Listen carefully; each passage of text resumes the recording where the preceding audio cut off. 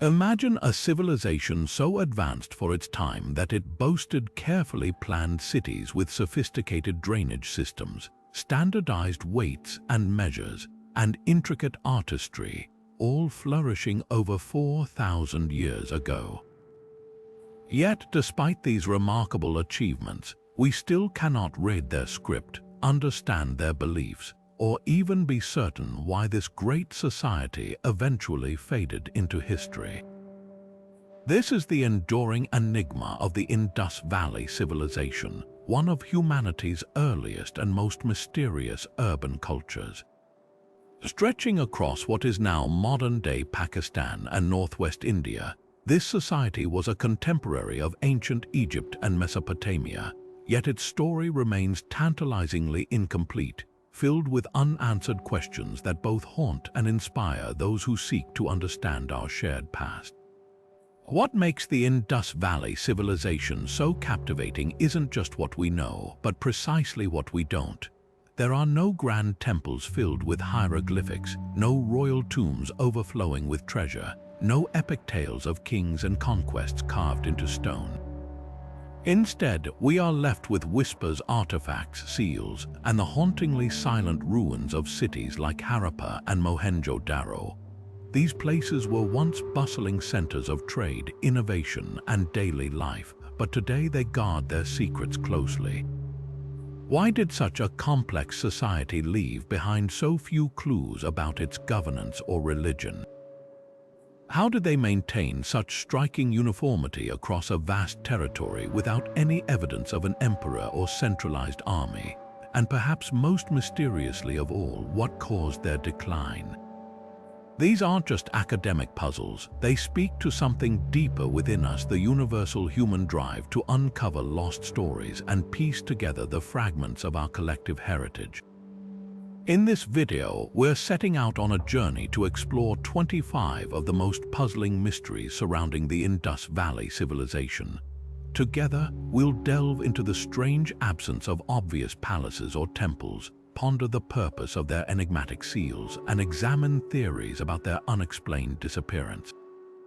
We'll look at the intriguing hints of their possible connections with other ancient cultures, and ask why, despite decades of research, their writing system remains undeciphered. This is more than a list of unsolved questions. It's an invitation to step into the shoes of an archaeologist, to feel the thrill of the unknown, and to marvel at how much we have yet to learn about human ingenuity and resilience. So settle in and open your mind to the wonders and mysteries of one of history's most fascinating lost worlds. Our journey into these 25 mysteries begins with perhaps the most fundamental and frustrating puzzle of all, the Indus Valley script.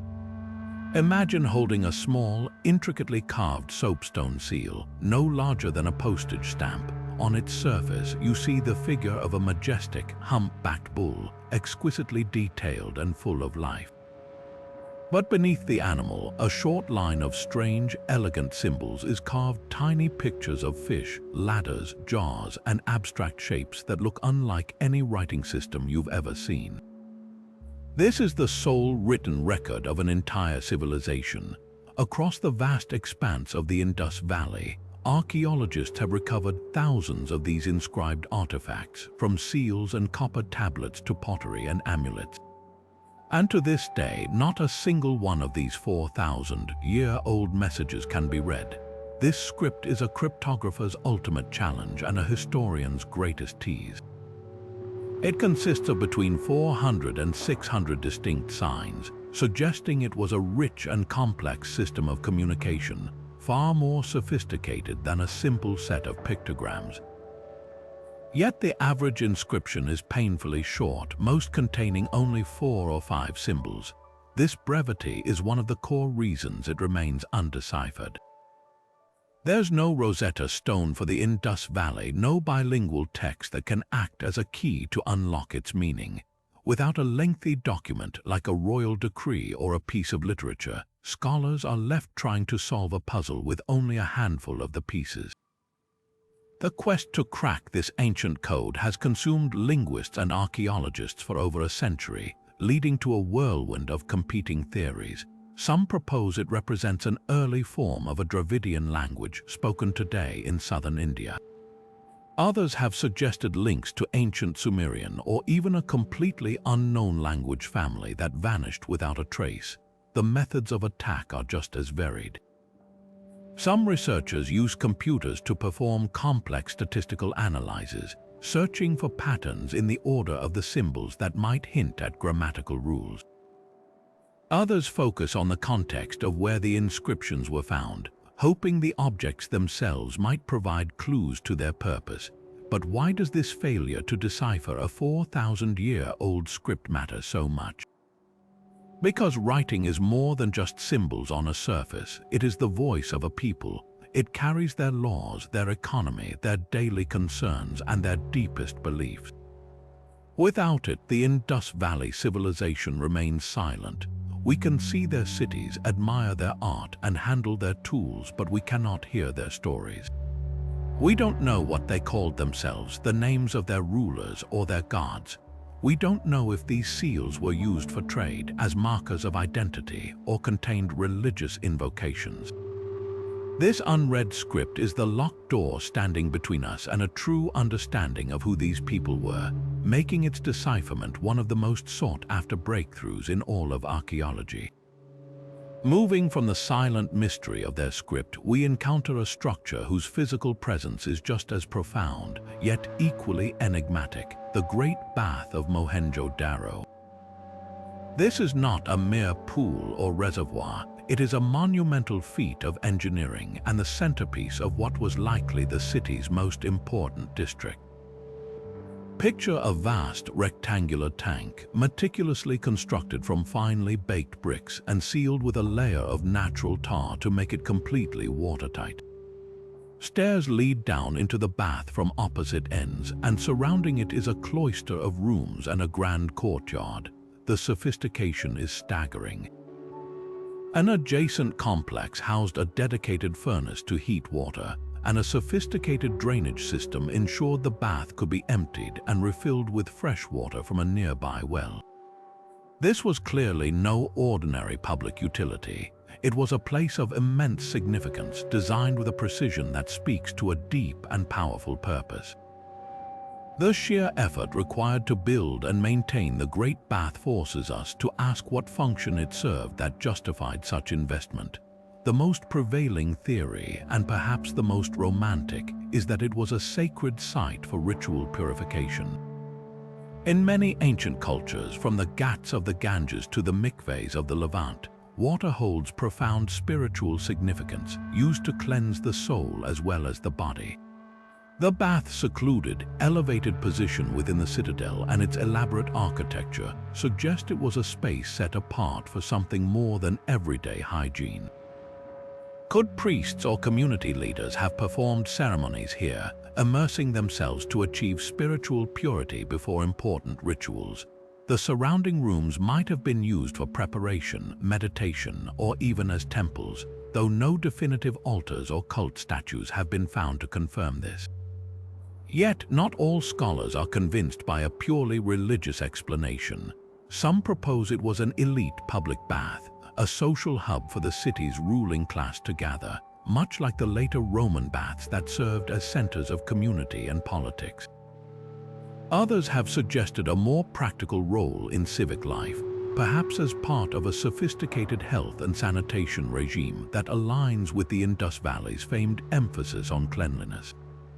The truth might be a blend of all these ideas. Perhaps the Great Bath served a dual purpose: a practical venue for communal bathing that also carried deep symbolic meaning, its waters believed to possess purifying properties. Without any written records or explicit artwork depicting its use, we are left to interpret the architecture itself, a silent testament to a complex society whose rituals and daily routines remain just beyond our grasp. This magnificent structure stands as a beautiful, empty vessel, waiting for us to finally understand what it was meant to hold. From the silent grandeur of the Great Bath, we now turn to a mystery that is far more unsettling: the civilization's complete and sudden vanishing act. Around 1900 BC, the bustling, highly organized urban centers of the Indus Valley began to falter. Over the next few centuries, the great cities were not just conquered or damaged, they were systematically abandoned. The sophisticated drainage systems filled with silt, the standardized bricks were repurposed by later, simpler cultures, and a silence fell over places that had once thrived with incredible complexity. This wasn't a slow fading, it was a precipitous collapse, and the question of why it happened remains one of the most heated debates in archaeology. One of the most compelling explanations points to a dramatic shift in the environment. The Indus Valley Civilization was utterly dependent on a network of rivers, not just the Indus itself but its major tributaries, most notably the Ganga-Hakra River, which many scholars believe is the ancient Saraswati River mentioned in later Vedic texts. Geological evidence suggests that around the time of the collapse, this region experienced a series of profound climatic changes. Monsoon patterns that fed the rivers may have weakened or shifted, leading to prolonged and devastating droughts. Simultaneously, there is evidence of massive flooding in other areas, possibly caused by tectonic activity that altered the courses of these life-giving waterways. A civilization built on the foundation of water management would have been catastrophically vulnerable to such changes. Crops would have failed, trade routes along the rivers been disrupted, and the social contract that held these cities together would have frayed under the strain of scarcity. Another long-standing theory points to the arrival of newcomers. The early 20th century saw many scholars blame the collapse on an invasion by nomadic tribes from the northwest who called themselves the Aryans. This theory was largely based on passages in the Rig Veda, a later collection of hymns that speak of conquering fortified places and destroying the settlements of a dark-skinned people. For a time, the discovery of groups of skeletons in the streets of Mohenjo-Daro seemed to offer grim evidence of a final, violent struggle. However, this invasion hypothesis has fallen out of favor with most modern archaeologists. The so-called massacre evidence is far from conclusive. The skeletons show no clear signs of violent trauma and are scattered across different layers of the city, not from a single catastrophic event. Furthermore, there is a striking lack of other evidence for widespread destruction by warfare, such as burned buildings or an abundance of weapons. While small-scale conflicts may have occurred, they are unlikely to have been the sole cause of a civilization-wide collapse. This has led researchers to explore more nuanced and interconnected possibilities. Perhaps a perfect storm of disasters is to blame. Imagine a scenario where a prolonged drought weakened the population, making them susceptible to disease. Trade with Mesopotamia, a crucial source of materials and wealth, appears to have declined sharply around this time, which would have caused an economic crisis. Social unrest could have followed, as the authority of the ruling class was challenged by its inability to solve these compounding problems. The meticulously planned cities, once a source of strength, might have become rigid and unable to adapt to the new, harsher realities. People may have simply voted with their feet, abandoning the grand urban centers for a more manageable, rural way of life in smaller villages elsewhere, gradually leading to the loss of the complex cultural traditions that defined their golden age. The true answer likely lies not in a single cataclysm, but in a fragile web of interconnected systems, environmental, economic, and social, that unraveled together. What makes the disappearance so haunting is that it wasn't followed by a dark age and then a renaissance, as happened in other regions. The unique hallmarks of this civilization, its standardized weights, its urban planning, its mysterious script, simply vanished from the historical record, leaving behind ruins that posed a silent challenge for millennia. Their end is a powerful reminder that even the most advanced and seemingly stable societies are not immune to the unpredictable forces of nature and history. This striking absence of what we consider the classic hallmarks of ancient power forces us to completely rethink what a complex society can look like. In Egypt, we have the pyramids, colossal tombs for god-kings. In Mesopotamia, we find towering ziggurats and sprawling royal palaces. Yet in the Indus Valley, after a century of excavations, we have found no gigantic statues of rulers, no grand temples on elevated platforms, and no opulent tombs filled with gold and jewels. This isn't a case of these structures being lost to time. The Indus people built to last using millions of fired bricks. If such monuments existed, we would have found their foundations. Their absence is a deliberate and profound statement about this culture's values. So where did all their resources and incredible organizational skill go? The answer seems to be that they invested in an entirely different vision of greatness, civic infrastructure, and collective well-being. Instead of a pyramid, they built the world's first known urban sanitation system. The focus was on constructing not a monument for one, but a functional city for all. Every house, from the smallest duplex to the larger courtyard homes, had access to a freshwater well and was connected to a covered, centralized drainage system that ran beneath the streets. They built granaries to store surplus food for the community, not just the elite. This represents a staggering investment of labor and planning, but it was an investment in practicality and public health, not in propaganda or the afterlife of a single ruler. This radical prioritization has led many scholars to propose a revolutionary idea that the Indus Valley Civilization might have been an early example of a society without a single, all-powerful ruler, an oligarchy, a council of elders, or perhaps a form of early democracy. Power may have been distributed among different groups such as merchants, landowners, and ritual specialists, who collectively decided on matters of urban planning and resource allocation. The remarkable uniformity in brick sizes, weights, and measures across vast distances suggests a strong, shared system of rules and standards, but not necessarily a centralized emperor enforcing them. It points to a shared ideology or a highly effective administrative network that prioritized economic and social harmony over the glorification of an individual. Perhaps the most captivating interpretation is that this was a society where equality was a core principle. The lack of extreme wealth disparity in housing, while there were larger and smaller homes, there are no truly vast royal compounds towering over tiny hovels, suggests a flatter social hierarchy than in Egypt or Mesopotamia. Their grandeur is found in the shared experience of a clean, well-organized city. The greatest symbol of their collective identity might not be a statue of a king, but something as simple as a well-made drain cover or a public well. This challenges our deep-seated assumption that complex civilization requires autocratic rule and the subjugation of the many for the glory of the few. The Indus Valley people present a compelling alternative history, a road not taken, showing that 4,000 years ago, a society could choose to build for the living many rather than for the dead few.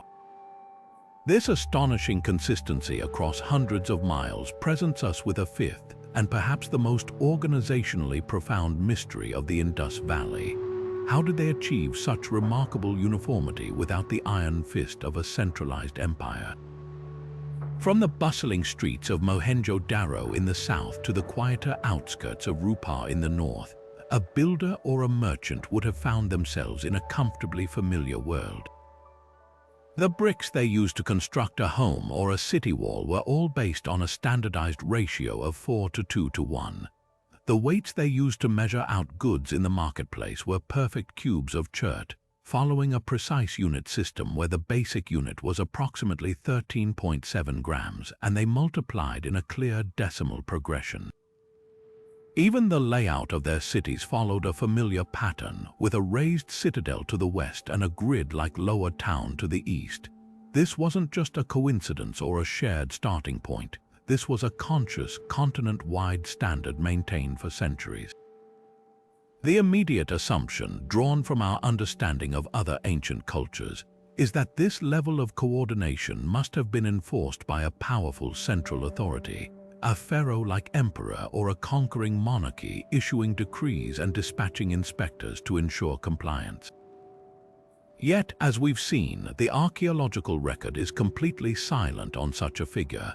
There are no grand palaces from which to rule, no triumphant statues of kings, and no records of military campaigns to subdue far-flung territories. This forces us to consider a radically different model of social organization. Perhaps power was not vertical, flowing from a single person at the top down to the masses, but horizontal, spread across a network of influential groups. One compelling theory suggests that a powerful merchant class was the engine behind this standardization. The Indus Valley people were avid traders, not just amongst their own cities, but with civilizations hundreds of miles away in Mesopotamia. For long-distance trade to function smoothly, everyone involved needed to trust the system. A weight in Lothal had to mean exactly the same thing as a weight in Harappa to ensure fair exchange and build a reputation for reliability. This economic imperative could have driven the widespread adoption of common standards. The seals, with their undeciphered script and animal motifs, might not have represented kings but powerful merchant families or guilds, their mark guaranteeing the quality and quantity of goods within a package. In this scenario, uniformity wasn't enforced by soldiers but by the mutual self-interest of commerce. It was simply good for business. Another possibility is that this shared culture was maintained by a sophisticated and highly respected class of ritual specialists or urban planners. Think of them not as dictators but as the revered guardians of a sacred system. The layout of the cities, the orientation of the streets, and even the specific ratios used in brick construction might have held deep religious or cosmological significance that was accepted by all. These technical experts could have traveled from city to city, advising local councils on how to build according to the accepted principles. Their authority would have been based on knowledge and tradition, not on military force. This would explain the cultural uniformity without the need for a political monarchy. The system itself was the ruler, and its principles were so deeply ingrained in their worldview that deviation was simply unthinkable. What makes the Indus Valley so extraordinary is that it presents us with a template for a complex urban society that seemingly organized itself without the top-down, autocratic model we see everywhere else in the ancient world. It suggests that cooperation, shared economic interest, and a common ideological framework can be just as powerful as imperial decree in creating a cohesive civilization. Their legacy is not written in the names of conquerors but baked into the very bricks and weights they left behind, a silent testament to a different way of building a world. These intricately carved soapstone seals, found by the thousands across every major Indus site, are perhaps the most visually arresting artifacts the civilization left behind.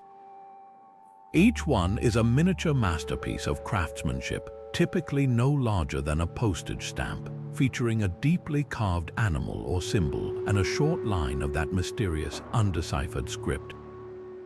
The most common animal depicted is a strange, powerful bull with a single horn, often shown standing before a ritualistic object that looks like a ceremonial incense burner or feed trough. This creature, dubbed the unicorn by early archaeologists, is so prevalent that it appears on over half of all seals discovered, yet its true meaning remains one of the most tantalizing puzzles. Was it a mythical beast, a symbol of a powerful clan, or perhaps the representation of a deity?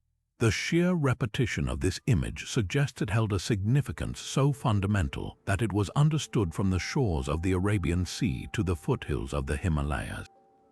The potential purposes of these seals are as varied as the creatures depicted on them. The most straightforward theory is that they were practical tools for trade and commerce. Many seals have a perforated boss on the back, suggesting they were worn on a string or pinned to a garment. A merchant could press their unique seal into a lump of wet clay affixed to a bundle of goods, creating a tamper-proof mark of ownership that certified the quantity and quality of the content. This would explain the standardization of weights. The sealed package would promise a specific measure, and the seal itself would identify the sender or the guild responsible. The fact that Indus seals have been found in Mesopotamian cities, where they were likely attached to trade goods like cotton, ivory, and precious woods, strongly supports this practical economic function. However, the exquisite detail and the choice of imagery hint at a purpose far richer than mere branding. The animals are not just identified, they are celebrated, captured in moments of dynamic tension and vitality. Alongside the common unicorn, we see realistic portrayals of tigers, elephants, rhinoceroses, and water buffaloes, as well as composite mythical creatures like a horned tiger with the body of a bull or a human figure seated in a yogic posture surrounded by animals. This has led many scholars to argue that the seals were deeply religious objects, perhaps functioning as amulets for protection or as tokens used in ritual ceremonies. The unicorn itself might represent a powerful cult animal, or even an early prototype of the venerated bull figures that appear in later Indian religions. The recurring motif of the animal standing before a ritual object reinforces the idea that these scenes depict offerings or sacrifices, freezing a moment of spiritual significance in stone. Perhaps the most intriguing possibility is that these seals represent a form of early written communication where the image and the script work together to convey a complete message. The short line of text might state a name or a title, while the animal symbol represented a clan, a profession, or a city of origin. In this sense, a single seal could tell a story, belonging to name of the unicorn clan, or a tribute from city under the protection of the bull god. This would make them powerful markers of identity, blending the practical with the profoundly personal and symbolic. They are a perfect metaphor for the civilization itself, seemingly straightforward and functional on the surface, yet containing layers of meaning and sophistication that we can only partially glimpse. They are tiny windows into a lost world, offering a promise of understanding that remains, for now, just out of reach. This puzzling absence of royal tombs leads us directly to our next mystery, one that challenges our most basic assumptions about power and prestige in the ancient world: the complete lack of any elaborate royal burials. In Egypt, the entire pyramid-building enterprise was fundamentally about the afterlife of a single god-king. In Mesopotamia, the royal cemetery of Ur contained fantastically wealthy graves, with kings and queens buried alongside their sacrificed courtiers, chariots, and countless treasures of gold and lapis lazuli. We expect to find this grand death for the elite seems to be a universal rule of early civilizations, but the Indus Valley Civilization is the glaring exception to this rule. Despite their immense sophistication and the discovery of numerous cemeteries, not a single burial has been found that we can confidently label as that of a king, queen, or high priest. The graves are, for the most part, strikingly egalitarian and modest. The burial practices we have uncovered are simple and consistent. The most common method was a form of pit burial. The body was placed in a rectangular pit, often oriented in a north-south direction, and accompanied by a modest set of grave goods. These typically included a few pots, perhaps containing food and water for the journey to the next world, and sometimes personal ornaments like beads, bangles, or a simple mirror. But there is no gold, no hoards of precious stones, no weapons of office, and no indication that servants or family members were ever interred with the deceased. The differences in grave goods are subtle, suggesting variations in personal wealth or status, but nothing that points to a vast, unbridgeable gulf between a ruling class and everyone else. It's as if they consciously chose not to proclaim their power through death. This radical departure from the norm forces us to ask profound questions about their social structure and their beliefs. The most straightforward interpretation is that our entire search for a king is misplaced because they might not have had one in the traditional sense. A society without an all-powerful monarch would have no need for a monumental royal tomb. If power was indeed distributed among a council of merchants, elders, or ritual specialists, as suggested by the lack of palaces, then their social structure may have been far flatter than we imagine. In death as in life, they may have valued community and equality over the glorification of a single individual. Their legacy was the well-planned city they built for the living, not the elaborate tomb they built for a dead ruler. The absence of wealthy burials also opens a fascinating window into their possible spiritual beliefs. Perhaps their concept of the afterlife was fundamentally different from that of their contemporaries. In Egypt, a lavish tomb was essential because it was a machine for immortality, stocked with everything the king's spirit would need for eternity. The Indus people may have believed in an afterlife that required no physical provisions or where material wealth was irrelevant. Their offerings of simple pottery might represent a symbolic gesture of care rather than a literal provisioning for a long journey. Alternatively, their primary religious practices might not have focused on the veneration of ancestors in the same way, meaning there was no cultural impetus to build permanent, imposing monuments to the dead. The mystery of the missing royal tombs is therefore more than just an archaeological curiosity. It is a direct challenge to our deeply ingrained narrative of how civilization works. We are so accustomed to equating social complexity with centralized hierarchical power that the Indus Valley presents a bewildering alternative. It suggests that a society can achieve breathtaking heights of urban planning, economic integration, and cultural sophistication without the driving force of an egocentric, immortalizing monarchy. Their greatest monument is their city, and their most telling legacy is the collective, anonymous dignity of their graves, quietly insisting that a civilization can choose to invest in the living community rather than the dead elite. Even more astonishing than the absence of palaces is the overwhelming presence of a different kind of grandeur.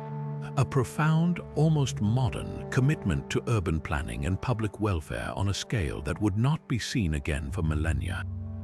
Walking through the excavated streets of Mohenjo-Daro or Harappa is an experience that feels strangely familiar to a 21st century mind. You are not navigating a chaotic, organic maze of alleyways as you would in most ancient towns. You are moving through a meticulously organized metropolis built on a strict grid pattern.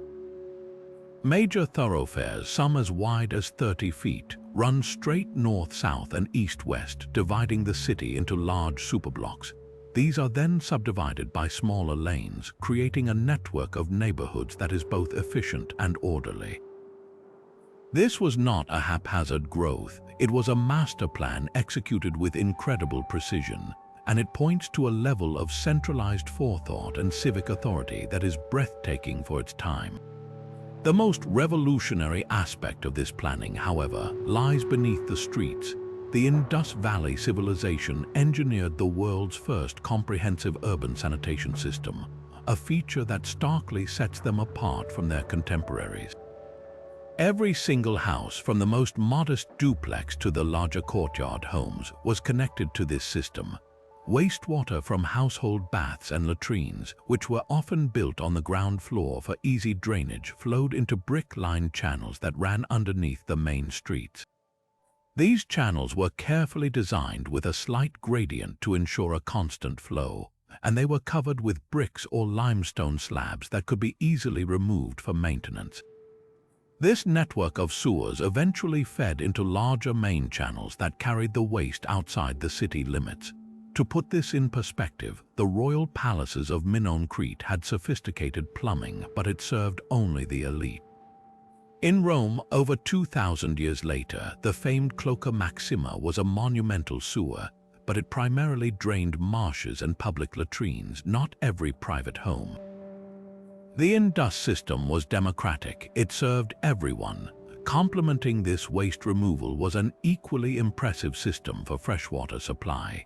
Instead of forcing residents to fetch water from a distant river, the city planners ensured access was never more than a short walk away. They constructed an immense number of public wells, built with special wedge-shaped bricks to form a remarkably strong circular shaft that prevented collapse. These wells were strategically placed at street intersections and within neighborhoods serving clusters of homes. Larger, wealthier households even had the privilege of their own private well, often located in a courtyard to provide a cool, convenient water source. This dual focus on bringing clean water in and carrying wastewater out represents a public health initiative that was millennia ahead of its time, fundamentally designed to prevent the waterborne diseases that would plague other urban centers throughout history. The organizational structure required to achieve this across multiple cities is almost as big a mystery as the planning itself. Maintaining such uniformity in urban layout, brick sizes, and engineering standards from one city to the next implies a powerful, shared ideology and a highly effective administrative body. But who were these planners? They were likely not despotic kings, but a class of highly respected technical experts, early urbanists, hydraulic engineers, and ritual specialists whose authority was based on knowledge, not military force. This cadre of experts may have traveled between cities, advising local councils on the proper principles of construction according to a sacred or traditional blueprint. The grid pattern itself might have held cosmological significance, representing a symbolic order imposed on the chaos of the natural world. Their power was the power of the system, a set of rules so effective and so deeply ingrained that adherence to them became a cultural hallmark. The result was a civilization that chose to express its greatness not in towering monuments to the gods or to kings, but in the humble, revolutionary act of providing every one of its citizens with a clean, healthy, and orderly place to live. Amidst the geometric precision of their city planning and the enigmatic silence of their script, the Indus Valley people left us one artifact that feels startlingly, intimately human: the dancing girl. Discovered in a humble house in Mohenjo-Daro, this small bronze statue, standing just under 11 centimeters tall, is a masterpiece of lost wax casting that seems to capture a single, breathless moment in time. She is not a queen or a goddess rendered in monumental stone. She is a young woman caught in a pose of effortless motion. Her right hand rests defiantly on her hip. Her left arm, heavy with bangles, is draped loosely at her side, and her legs are slightly bent as if she has just paused mid-step. She is adorned with simple jewelry, a necklace and an array of bangles that cover one arm almost entirely, and her hair is tied back in a loose bun. What makes this figure so mesmerizing and so utterly unlike anything from Egypt or Mesopotamia is her overwhelming sense of personality. She is not an idealized symbol of power or fertility. She is an individual radiating confidence, attitude, and a vivacious spirit that has Chinese letter 4,000 years completely undimmed. The central mystery of this captivating figure is, of course, her identity. What or who does she actually represent? The name Dancing Girl was given to her by early archaeologists who immediately interpreted her pose as that of a professional dancer, perhaps a performer engaged in a ritual or entertaining at a social gathering. Her slender, graceful form and the sense of rhythmic movement in her stance make this a compelling interpretation. She could represent a Devadasi-like figure, a temple dancer whose art was dedicated to the divine, a tradition that has deep roots in the Indian subcontinent. In this reading, she is a glimpse into a world of performance and perhaps even early forms of classical dance. However, not all scholars are convinced by this interpretation. Some argue that her pose is not one of a formal dance but simply a natural, confident stance of a young woman. She might be an ordinary citizen, a depiction of everyday life and fashion, frozen in metal by an artisan who sought to capture a moment of unguarded realism. This would make her one of the earliest examples of secular art in the ancient world, a portrait of an individual rather than an archetype. Yet another theory suggests she could represent a deity or a spirit. While she lacks the exaggerated features typical of religious icons, her confident demeanor and ornate jewelry could signify a minor goddess or a protective household spirit, a figurine meant for personal veneration in a domestic setting. Beyond the debate over her occupation lies a deeper significance, what she tells us about the society that created her. The very fact that such a piece was made speaks volumes about Indus Valley artistry and their values.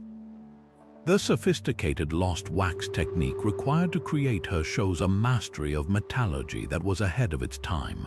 But more importantly, the subject matter is revolutionary.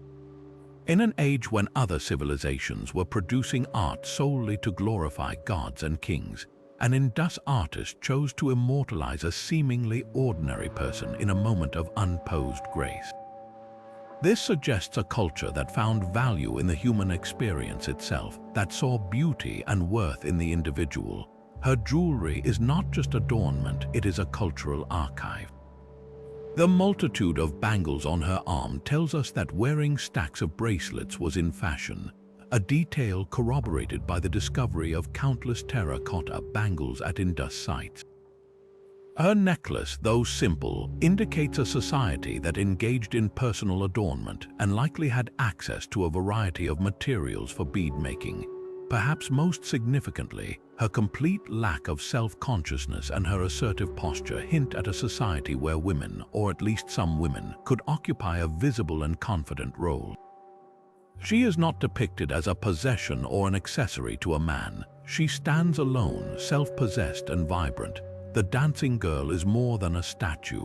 She is a silent yet eloquent testament to a world that appreciated artistry, individuality, and the simple, powerful presence of a human being. She is a reminder that behind the grand mysteries of scripts and city plans, there were people, and in this one exquisite bronze figure, we can almost feel their pulse. Now, among the countless artifacts that whisper of this civilization's daily life, few are as quietly impressive as their system of weights. Scattered across the vast expanse of the Indus Valley, from massive cities to small trading outposts, archaeologists have unearthed thousands of carefully crafted stone cubes. These are not random stones, they are weights, and their perfection tells a story of a society built on trust, precision, and an astonishingly advanced grasp of mathematics. Imagine a merchant in the ancient port city of Lothal on the coast of modern-day Gujarat. A trader from distant Mesopotamia has just arrived, bringing goods to exchange. The Lothal merchant brings out his set of weights carved from a dense, beautiful chert stone. The Mesopotamian trader, in turn, might produce his own, but he would immediately recognize the authority and reliability of the Indus system. These weights were so perfectly standardized that a 1-unit weight in Lothal was identical in mass to a 1-unit weight in Harappa, over 600 miles away. This was a system that fostered confidence and enabled a thriving economy to flourish across an entire subcontinent. The sophistication of this system is revealed in its elegant, decimal-based progression. The smallest weight in the system, the basic unit, was a tiny cube that measured approximately 13.7 grams. From this foundation, the system scaled up in a perfectly logical way. The next weights were doubles of the basic unit, then multiples of 5, 10, 50, 100, 200, and 500. The largest weights discovered are perfect decimal multiples of the smallest, with some hefty specimens reaching up to 10.9 kilograms, which would be almost 800 times the base unit. This was not a haphazard collection. It was a carefully calibrated set designed to measure everything from tiny amounts of precious spices to large sacks of grain or heavy ingots of metal. This points to a profound and formal understanding of mathematics, specifically of ratios and multiples, that was arguably more advanced and systematic than anything found in Egypt or Mesopotamia at the same time. But how did they achieve, and more importantly, maintain this pinpoint accuracy over centuries and across such vast distances without Chinese letter instruments we have today? The creation of a single perfect weight is a feat of skilled craftsmanship. The maintenance of a continent-wide standard is a miracle of administration and shared ideology. The craftspeople who made these weights were master lapidaries. They would carefully chip a piece of chert into a rough cube before painstakingly grinding and polishing it against an abrasive stone to achieve its final precise form and weight. This process would have been incredibly time-consuming, requiring a deep, intuitive understanding of mass and volume. It's likely that master sets of weights were kept in important administrative buildings or temples, and local artisans would have to calibrate their new weights against these official standards, ensuring that no matter where you were in the civilization, a unit was a unit. This incredible consistency is a powerful clue to the very nature of Indus society. We are once again confronted with that central question: what kind of power enforced this uniformity? There were no imperial inspectors traveling with royal decrees, demanding that all weights conform to the king's standard. Instead, the driving force was likely practical necessity and mutual economic benefit. For long-distance trade to function smoothly, everyone had to be speaking the same mathematical language. A merchant in the interior city of Harappa needed to be able to send a sealed package of goods to a partner in the coastal town of Dolivera with the absolute confidence that the stated weight would be honored upon arrival. The reputation of entire merchant houses and the stability of trade networks depended on this unwavering reliability. The weights, therefore, became a symbol of trust and contractual honesty. Their uniformity was not enforced by fear of a monarch's punishment, but by the collective understanding that the entire system of commerce would collapse without it. These simple stone cubes are, in many ways, the ultimate expression of the Indus Valley's unique genius. While others built pyramids to touch the sky, the Indus people built a network of trust that connected their world. Their greatest monument is not a tomb of gold, but a perfect 1-inch cube of stone, a testament to a civilization that found its strength not in glorifying individuals, but in perfecting the systems that allowed everyone to thrive. Among the countless seals recovered from the ashes of the Indus Valley, one stands apart not for its rarity, but for the immense weight of interpretation placed upon it. This is the famous Pashupati seal, a small, square soapstone artifact discovered in Mohenjo-Daro that has become a lightning rod for debate and the source of some of the most tantalizing theories about Indus spirituality. The scene it depicts is both simple and profoundly complex. At its center sits a human figure in a clear, cross-legged posture, heels pressed together and pointed downward. The figure has a horned headdress with 2 large spreading projections, and it is surrounded by 4 wild animals, a rhinoceros and a water buffalo on one side, an elephant and a tiger on the other. Beneath the raised platform on which the figure sits, 2 deer or antelope stand facing one another. The figure itself appears to be male, and it is often described with 3 faces, though this is a point of intense debate, with some scholars arguing it is a single face in profile with a second horned headdress behind it. The name Pashupati itself is a later Sanskrit term meaning Lord of all animals, a title famously applied to the Hindu god Shiva in his role as the protective master of the animal kingdom. This connection, made by early 20th century archaeologists, was electrifying. It seemed to suggest a direct, unbroken thread of religious belief stretching from the Indus Valley Civilization over 4,000 years ago into modern Hindu practices. The seated posture was immediately likened to a yogic meditative pose, and the surrounding animals painted a picture of a powerful, serene deity in harmony with the natural world. For many, the seal became proof that the core of Hinduism, or at least one of its most important deities, had indigenous roots dating back to the very dawn of Indian civilization, predating the arrival of the Vedic culture by centuries. However, this compelling narrative is far from settled. Skeptical archaeologists urge immense caution, pointing out the dangers of interpreting an ancient image through the lens of a much later religion. They offer alternative, less grandiose explanations. Could the figure be not a god, but a powerful shaman or a tribal chief? In many ancient cultures, spiritual leaders would adorn themselves with animal pelts and horns to symbolically take on the power and attributes of the beast, mediating between the human world and the wild. The surrounding animals might not represent the figure's dominion, but simply the dangerous fauna of the region that the community sought protection from. The seated posture might not be a yogic asana for enlightenment, but simply a practical, stable position for a ritualist or a chieftain to hold court. The debate over the multiple faces is a perfect microcosm of this entire interpretive challenge. Those who see a proto-Shiva point to the god's later iconography, where he is often depicted with multiple heads representing his various aspects. But those who doubt this connection argue that what appears to be a third face might just be the hanging end of the headdress, and the second face is merely the other side of a headdress with two horns. We are, in effect, trying to read a 4,000-year-old religious text without knowing the language, and our own cultural biases can easily fill in the blanks.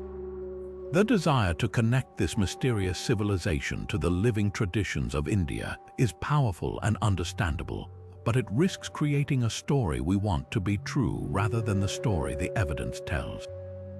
What makes the Pashupati seal so endlessly fascinating is that it sits at the intersection of everything we know and everything we don't. It offers a rare, explicit glimpse into what was likely a deeply spiritual aspect of Indus life, confirming that they did indeed conceptualize powerful figures in communion with the animal world. It hints at a possible reverence for a figure that would, millennia later, evolve into one of the most important gods in the Hindu pantheon, yet it also stands as a stark reminder of the limits of our knowledge. Without a deciphered script to label the scene, to tell us definitively if this is Shiva, a shaman, or Chief Onalpo, the seal remains a Rorschach test. We project our own theories onto it, and in doing so, we learn as much about our own desire for connection as we do about the enigmatic people who carved it. It is a single, silent, and stunningly detailed window into a spiritual world we can only yearn to fully understand. But this mastery of water extended far beyond managing waste. It was about a proactive, brilliant strategy for survival and prosperity in a challenging environment. The Indus Valley region, while nourished by mighty rivers, also experiences long, dry seasons and unpredictable monsoons. To thrive here, a city couldn't just rely on the river's edge. It had to capture, store, and conserve every precious drop. And this is where their hydraulic genius truly shines, in a system of water management so advanced it would be considered innovative if built today. At Mohenjo-Daro, archaeologists discovered something astonishing: nearly 700 wells. But these weren't just simple holes in the ground. They were engineering marvels constructed with specially designed wedge-shaped bricks that interlocked to form a perfectly circular and incredibly strong shaft that could reach deep into the earth without collapsing. This dense network meant that for the vast majority of the city's inhabitants, fresh, clean water was never more than a short walk away, a level of public utility that wouldn't be seen again until the modern era. The true scale of their planning becomes even more apparent when we look beyond the city limits to the broader landscape. At the coastal city of Dolavera, located on a salty, arid island in the Great Rann of Kutch, water was an even more precious and scarce commodity. The people of Dolavera responded by turning their entire city into a colossal water-capturing machine. They constructed a series of massive, cascading reservoirs that were carved directly into the bedrock of the settlement. These weren't small cisterns, they were enormous, strategically placed to intercept every single drop of seasonal runoff from the surrounding hills. A complex network of dams, channels, and sluice gates would funnel the monsoon rains into these 16 giant tanks, which could hold millions of liters of water to see the city through the long, punishing dry season. This wasn't just urban planning, it was landscape-scale ecological engineering, a testament to their profound understanding of hydrology and their unwavering determination to bend their environment to their will. Perhaps the most intriguing question this raises is not how they did it, but why this specific knowledge seemed to vanish for over 1,000 years. After the Indus Valley's decline, the subsequent Vedic period shows little evidence of such centralized, large-scale urban water management. Later civilizations, including those in the same region, would certainly build impressive hydraulic works like the stepwells of medieval India. But the holistic, city-wide, and democratically accessible system of the Indus people appears to be a unique flash of brilliance. One theory suggests that their knowledge was so tightly woven into the fabric of their unique, centralized urban culture that when those cities were abandoned and their social structure collapsed, the technical expertise simply dissipated. The specialized engineers and planners who designed these systems may have scattered, their knowledge becoming fragmented and lost without the large, organized urban projects that required it. Another possibility is that the environment itself changed so drastically that the knowledge became temporarily obsolete. If a prolonged drought forced a mass migration away from cities and toward a more rural, pastoral way of life, the complex problem of urban water supply would have been replaced by the simpler challenge of village well digging. The sheer, monumental effort required to maintain a Mohenjo-Daro or a Dolavera might have been impossible for the smaller, poorer communities that followed. The sophistication of their systems was a product of their collective effort. Without that collective, the knowledge had no practical application and faded from memory. What we are left with is a haunting legacy of ingenuity, the ghost of a civilization that looked at a semi-arid land and saw not a limitation, but a puzzle to be solved with bricks, stone, and breathtaking intelligence. Their silent, empty reservoirs stand as a powerful reminder that human progress is not always a straight line, and that sometimes the most advanced solutions can be forgotten, waiting to be rediscovered by a world finally ready to appreciate them. Yet for all the evidence of their expansive trade, we are confronted with a deeply puzzling contradiction: the absence of clearly identified major trading hubs or ports within the Indus Valley itself. In later civilizations, we find specific, bustling districts dedicated to commerce. Think of the Agora in Greek cities or the Forum in Rome, or the well-defined merchant quarters of medieval trading towns. In the Indus Valley, such obvious centers of commercial activity are strangely elusive. Even in a coastal city like Lothal, which features a large, brick-lined structure often interpreted as a dockyard, the evidence is not as clear-cut as we might hope. This potential dock is a subject of debate among archaeologists, with some suggesting it may have been an irrigation tank or reservoir. The city's layout doesn't scream port city in the way we'd expect. It retains the same orderly, gridded plan and emphasis on sanitation as its inland counterparts. There are no vast, centralized market squares, no sprawling warehouses that dwarf other buildings, and no neighborhoods that can be definitively labeled as a foreign merchant enclave. This lack of obvious commercial epicenters forces us to reconsider what a trading hub might have looked like in this unique culture. Perhaps commerce was so deeply integrated into the fabric of their society that it didn't need a separate, specialized district. Trade might have been conducted in a decentralized manner, with goods moving directly from producers to a network of local agents, without ever being consolidated in a single, massive marketplace. The uniformity of their weights and measures across the civilization suggests a system so reliable and universally understood that it could operate efficiently without a central bazaar.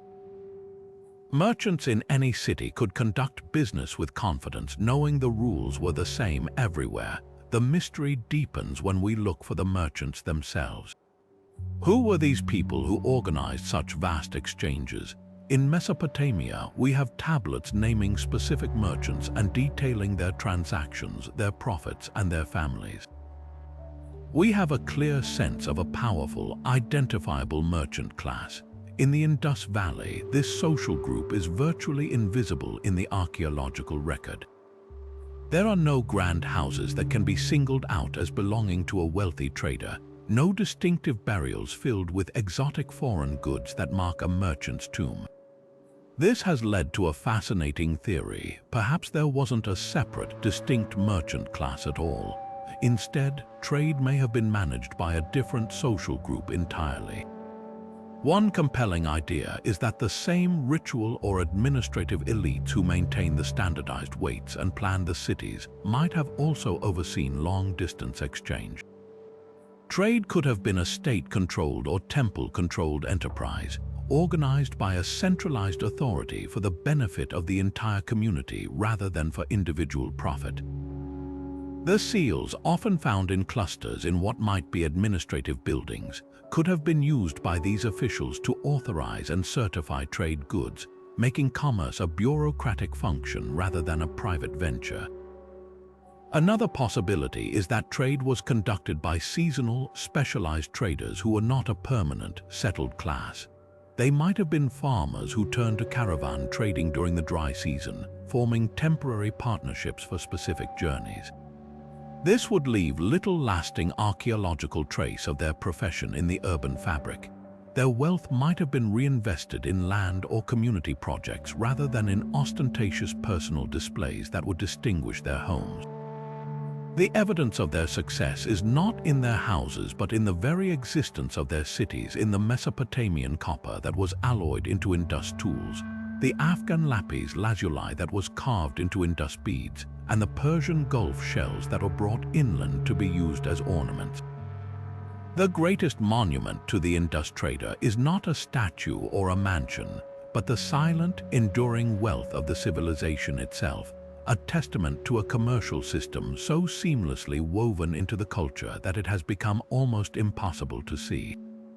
This striking absence of grand palaces and royal tombs leads us to an even more profound and counterintuitive mystery: the complete lack of any clear evidence for large-scale warfare.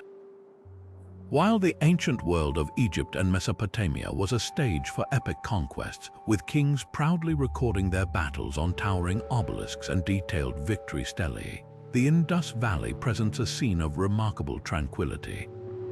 Archaeologists have scoured the ruins of Harappa and Mohenjo-Daro for over a century, and what they haven't found is just as telling as what they have. There are no great arsenals filled with weapons, no fortified walls designed to repel invading armies, and no sprawling reliefs on public buildings depicting conquered enemies or scenes of battle. Even their art is peaceful. The seals show animals and perhaps deities, but no warriors or prisoners of war. For a civilization that was a contemporary of some of history's most militant early states, this silence on war is deafening. This evidence, or rather the lack of it, has led many to propose a radical idea that the Indus Valley Civilization might have been a uniquely peaceful society, an ancient beacon of coexistence. Proponents of this theory argue that their immense organizational skill was channeled entirely into civic and economic projects, building drains, not defensive walls, standardizing weights, not forging swords. The uniformity of their culture over such a vast area could suggest a form of integration achieved not through conquest and subjugation, but through mutual trade, shared ideology, and cultural exchange. In this view, they were a confederation of cities bound by common interest and a collective vision, resolving disputes through diplomacy and commerce rather than organized violence. It's a compelling and hopeful narrative, suggesting that complex urban life did not inevitably require the constant threat of war. However, other scholars urge caution, pointing out that an absence of evidence is not necessarily evidence of absence. Warfare in the ancient world could take many forms, and what we imagine as grand set-piece battles between armies might not have been their method of conflict. Perhaps their warfare was small-scale, consisting of raids or skirmishes that left little archaeological trace. The weapons they used might have been made of wood or other perishable materials that simply haven't survived for millennia. A simple, sharpened wooden spear or a leather sling would be devastatingly effective in combat but would decay without a trace, leaving us with a false impression of pacifism. It's also possible that any major defensive structures were built on the peripheries of their territory, in areas that are now buried under deep silt or have not yet been extensively excavated. Another fascinating possibility is that their concept of conflict and its representation was fundamentally different from that of their contemporaries. In Egypt and Mesopotamia, warfare was a central part of state propaganda, a way for a ruler to demonstrate his power and divine favor. The Indus elite, if they existed as a collective rather than as individual kings, may have had no need for such boasts. Victory in battle might not have been a source of personal glory to be carved in stone for eternity, but simply a necessary, regrettable task of statecraft that wasn't considered worthy of monumental commemoration. Their identity may have been so deeply tied to ideas of commerce, cleanliness, and order that celebrating violence would have been contrary to their entire worldview. The true nature of the Indus Valley likely lies somewhere in the middle of these extremes. They were probably not a utopia completely free of conflict, but they do appear to have been a society where organized, large-scale warfare was not the primary engine of political power or a central theme of their cultural expression.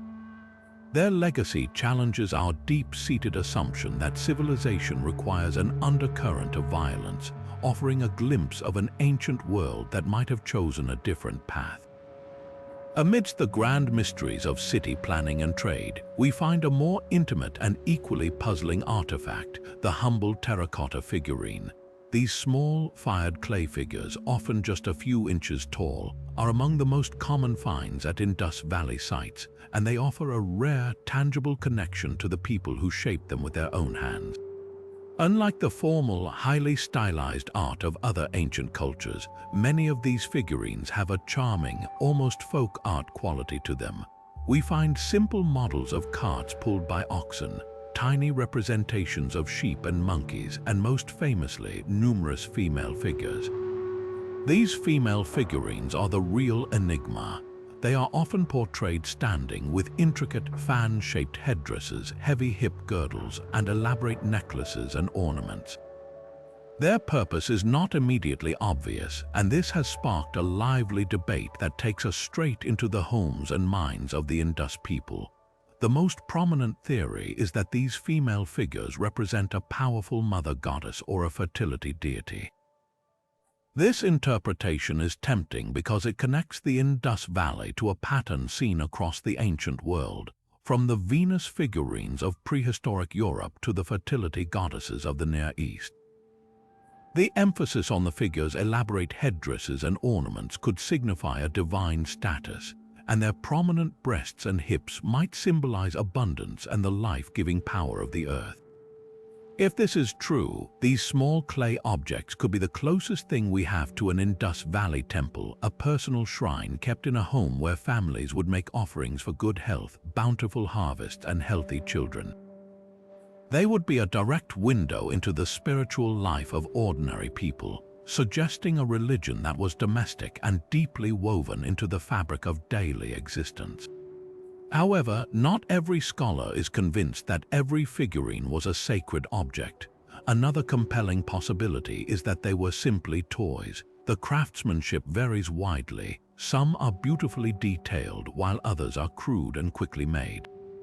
This has led some archaeologists to suggest they were playthings for children.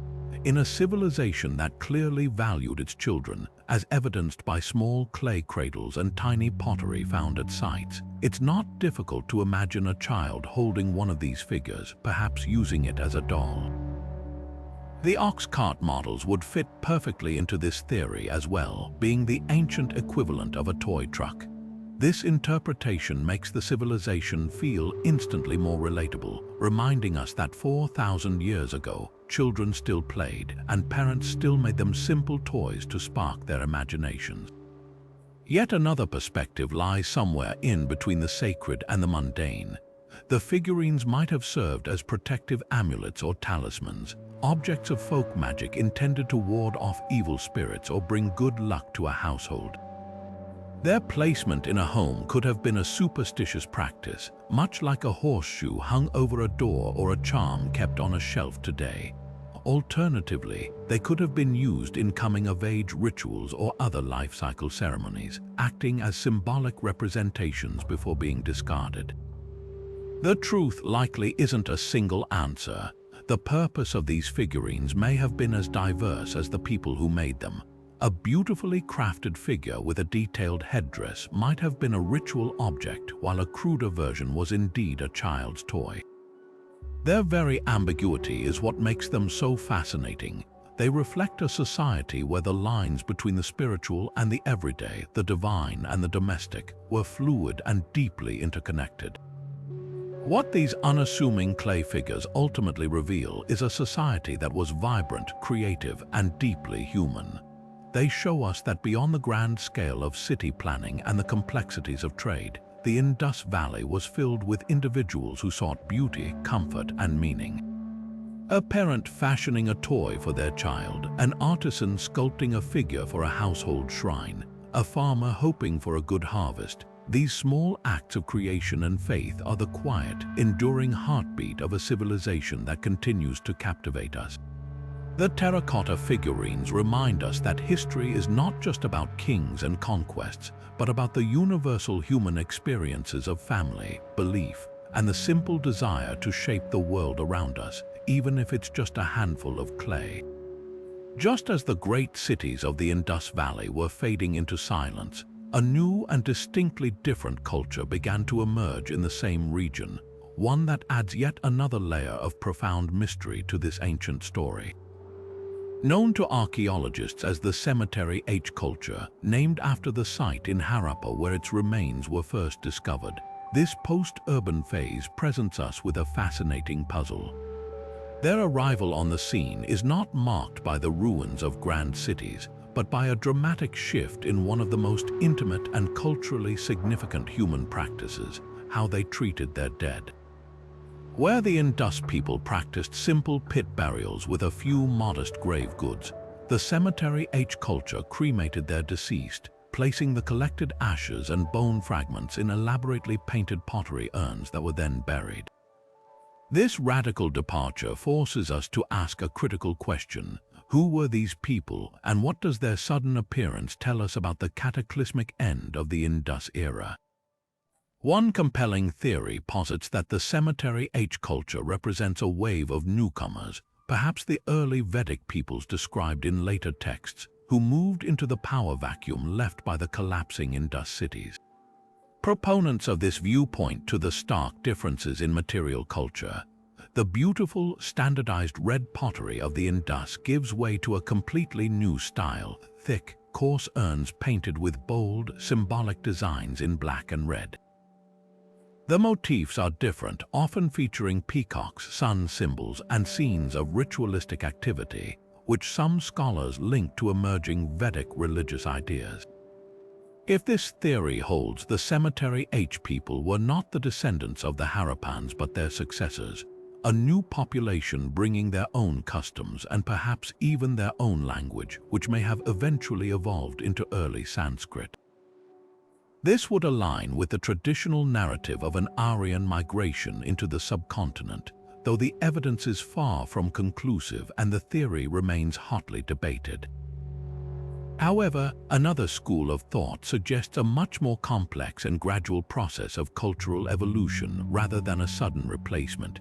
Imagine the scenario not as an invasion but as a slow transformation.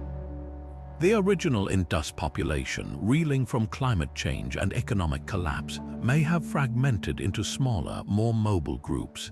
In this new, harder reality, their old urban traditions and collective burial practices became impractical. The shift to cremation in painted urns could have been an innovative adaptation, a new way of honoring the dead that was better suited to a less settled, more pastoral way of life. The changes in pottery might simply reflect the loss of the sophisticated, centralized production centers that once ensured uniformity. In this view, the Cemetery H culture isn't a foreign implant but the same Indus people, changed almost beyond recognition by centuries of hardship and social upheaval, holding onto fragments of their old identity while creating new traditions for a new world. The most likely explanation probably lies in a hybrid model, a messy and intricate blending of both ideas. It is entirely possible that small groups of new people did indeed arrive in the region, perhaps as pastoralists or traders, and intermingled with the remaining Indus population. Through this contact, a new hybrid culture emerged, combining elements from both groups. The indigenous Indus people may have contributed their deep knowledge of the land and local resources, while the newcomers introduced new spiritual concepts and artistic styles. The spectacular painted pottery could be the physical manifestation of this fusion, a traditional Indus form of vessel now adorned with the symbolic language of a new belief system. This would explain why the cemetery H culture is found in the same geographic heartland as the Indus civilization, yet feels so dramatically different in its most expressive practices. What makes the cemetery H culture so significant is that it represents the profound, often traumatic, process of cultural change itself. Their burial urns are more than just containers for ashes. They are time capsules from a period of immense transition, holding the bones of a society in flux. They force us to move beyond simple narratives of invasion versus continuity, and to appreciate the complex human reality of collapse and regeneration. The people of this era were navigating a shattered world, piecing together a new identity from the fragments of the old and the influences of the new. They stand as a powerful reminder that the end of a civilization is rarely a total extinction, but more often a metamorphosis, a difficult, messy, and ultimately creative process where the past is not erased but transformed. But for all the thousands of tiny inscriptions we've discussed, etched on seals and amulets, one discovery stands in a league of its own for its sheer scale and public audacity. High up in the citadel of the desert city of Dolavera, archaeologists made a find that is utterly unique in the entire Indus Valley, a massive signboard.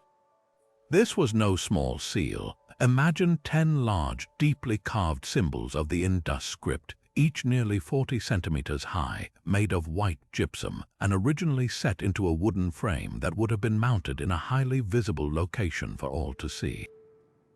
This was public writing on a monumental scale, a bold declaration meant to be seen from a distance. In a civilization where almost every other example of writing is small, portable, and personal, the Dolavera signboard is a stunning outlier, and its purpose is one of the most captivating administrative mysteries we have. What could such a grand public display have been meant to communicate? The most straightforward theory is that it served as a formal namesake for the city itself, a giant welcome sign for anyone entering the citadel. Think of it as an ancient version of a city limit sign, proclaiming the identity of this magnificent place to traders, visitors, and its own inhabitants. The 10 symbols could have spelled out the ancient name of Dolavera, a name now lost to time. Alternatively, given its prominent position in the citadel, the administrative and ritual heart of the city, it might have announced the name of a central temple, a royal precinct, or an important public building within that complex. It was a statement of identity and authority, carved in stone for eternity. Other interpretations point toward a more specific function. It could have been a public notice outlining an important law, a royal proclamation, or a dedication commemorating the construction of the city's massive reservoirs. The effort required to create it, carving 10 large symbols in durable materials and mounting them prominently, suggests the message was of paramount and lasting importance to the entire community. Yet another fascinating possibility is that its purpose was not administrative but ritualistic.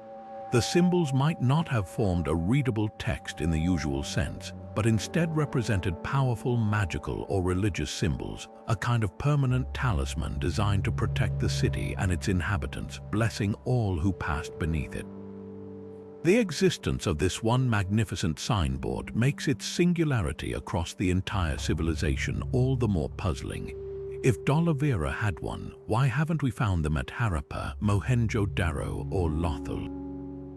The wooden frames have long since rotted away, but the stone inlays themselves should have survived. their absence elsewhere suggests that such public displays of writing were not a standard feature of Indus urban planning. This leads to a fascinating contradiction regarding literacy. The widespread use of seals for trade and the sheer number of inscriptions on pottery and tools suggest that a significant portion of the population, at least within the merchant and artisan classes, was functionally literate in recognizing these symbols for economic purposes. But the Dollavera signboard implies something more, that the script could also be used for a grand, public, and perhaps even symbolic purpose that transcended day-to-day commerce. Perhaps Dollavera was unique. Its location on a harsh, saline desert island meant it had to be entirely self-reliant, and its incredible water management system is a testament to a particularly strong and organized local administration. The signboard could be a reflection of that unique local pride and identity. Or maybe the answer is more tragic. The fact that we have only one could simply be a matter of preservation. Other signboards may have been made of perishable materials or were located in parts of other cities that have been lost to erosion or later settlement. The Dollavera signboard remains a solitary giant, a single loud shout in a civilization that mostly communicated in whispers. It proves they were capable of monumental epigraphy, and its lonely existence challenges us to wonder what other grand messages have been lost, leaving only the faintest echoes on small stones. Of all the animals that parade across the surface of Indus seals, one reigns supreme with a frequency that borders on the obsessive. This is the so-called unicorn, a powerful, mythic-looking bull depicted with a single, often curved horn projecting from its forehead, its body taut with muscular energy. It is not a rare symbol, it is the undisputed king of Indus iconography, appearing on over 60% of all seals discovered. This staggering prevalence is a mystery in itself. Why would a civilization surrounded by a vibrant bestiary of real, awe-inspiring creatures, majestic elephants, formidable rhinoceroses, and powerful tigers choose to represent a fictional beast more than all the others combined? This wasn't a fleeting trend, it was a symbolic obsession that endured for centuries, suggesting this image held a meaning so central to their identity that it transcended mere art and became a fundamental part of their visual language. The creature itself is a fascinating paradox. It is clearly a bull, its powerful shoulders, deep chest, and male anatomy leaving no doubt about that. But the single horn transforms it into something otherworldly. Early archaeologists steeped in European mythology immediately labeled it a unicorn, but this is likely a misnomer. It bears no resemblance to the graceful, horse-like unicorn of medieval legend. This is a creature of brute strength and earthiness, often shown standing before a curious object that resembles a ceremonial incense burner or a feed trough. This standard item, present in nearly every depiction, tightly links the unicorn to a specific ritual or offering context, elevating it from a simple animal to a participant in a sacred act. Unraveling the reason for its dominance leads us into the heart of Indus belief systems. One compelling theory is that the unicorn was the emblem of a powerful and widespread clan or social group. In this reading, the seals functioned like corporate logos or heraldic crests. A merchant belonging to this dominant unicorn clan would use this seal to mark his goods, his property, and his documents, instantly communicating his affiliation and the authority behind it. The sheer number of these seals could indicate that this was the most powerful political or merchant guild within the civilization, its influence spanning across city-states and dictating the iconographic trend. A more spiritually inclined interpretation sees the unicorn not as a social marker, but as a primary deity or a potent cult symbol. The bull has always held profound symbolic meaning across cultures, representing raw power, fertility, and virility. By giving it a single, unifying horn, the Indus people may have been distilling the essence of bullness into a perfect, symbolic form, creating a supernatural being that embodied the ultimate expression of these qualities. The object before it strongly suggests a scene of veneration or sacrifice, perhaps showing the unicorn receiving an offering or being honored in a ritual. It could have been a protective deity for merchants, a god of the household, or a lord of animals similar to the figure on the Pashupati seal. Its overwhelming popularity would then reflect its status as the most beloved and widely worshipped figure in their pantheon. There is also a fascinating economic possibility. The unicorn's ubiquity might be linked to a specific, highly valuable trade commodity. Perhaps this symbol was the official seal of approval for a particular good that formed the backbone of the Indus economy, something like cotton textiles, which they were famous for producing, or a specific type of grain or livestock. If the unicorn stamp guaranteed the quality and measure of this premier product, then the sheer volume of trade would naturally result in an explosion of these specific seals, making it seem more prevalent than it actually was in other aspects of their culture. The mystery is deepened by the stark contrast with the realistic animals. Elephants, rhinos, and tigers were undoubtedly part of their world and held their own power, but they may have represented specific regional powers or concepts, whereas the unicorn could have been a unifying pan-Indus symbol.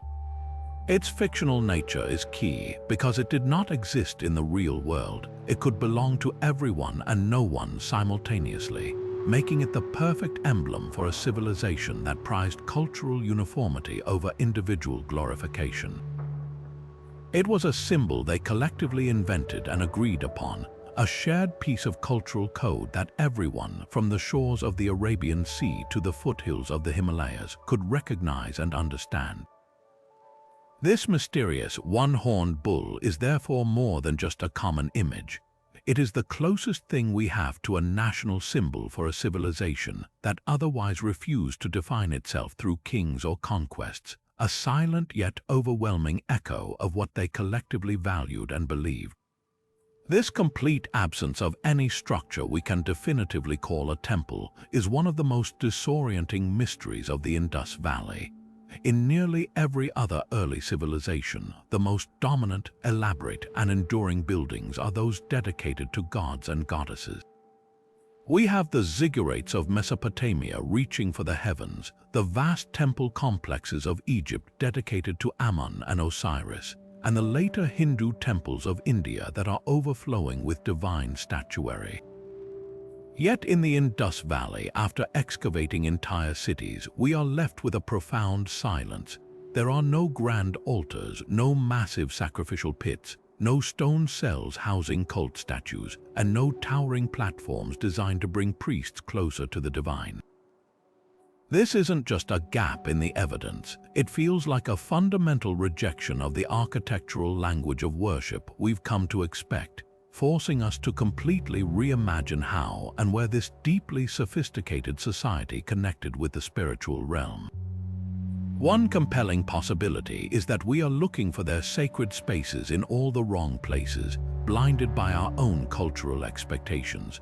Perhaps their most profound worship did not happen in large communal temples, but was instead a deeply personal domestic affair.